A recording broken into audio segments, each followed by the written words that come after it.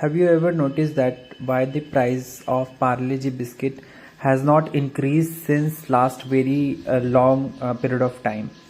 So in today's video we will discuss about it, that what are the major factor behind the stagnant price of Parle-G. This term is called shrinkflation. Shrinkflation is made up of with two terms. First is shrink and second is inflation. So Parle-G has managed to keep the price of its smallest biscuit pack at rupees 4 for 23 years, despite raw material cost has increased by at least 300%. It all comes down to a small business strategy which is called shrinkflation.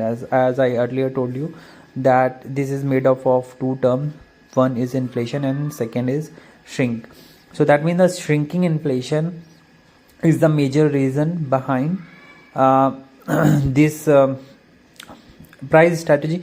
I think it is also known as the shadow pricing. Maybe you might have heard of it, this term. This shadow price means the price which is taken from you is not the actual price which is given to you in terms of goods and services. Here it is mentioned, shrinkflation is when company reduce the quantity of product but keep the price the same. That means the price will be the same throughout the years, but the quantity of the product will reduce by the passing years. So this way customer feel like they are paying the same even though they are getting less. So say it is a hidden price increase. So that means the consumer thinks that he is getting the same amount with the same price, but the consumer is getting less amount with same price. In the year 1997, the smallest pack of Parle-G biscuit was weighted around 100 grams and it cost only rupees 4. So gradually the Parle-G has started reducing the weight to save the rising cost.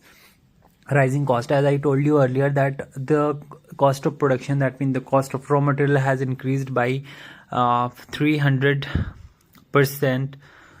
So it went down the weight to 92.5 grams first, then to 88 grams, and today in 2024 the same rupees 4 pack is weight just 50 grams. So the price remain unchanged and the weight get halved over the years.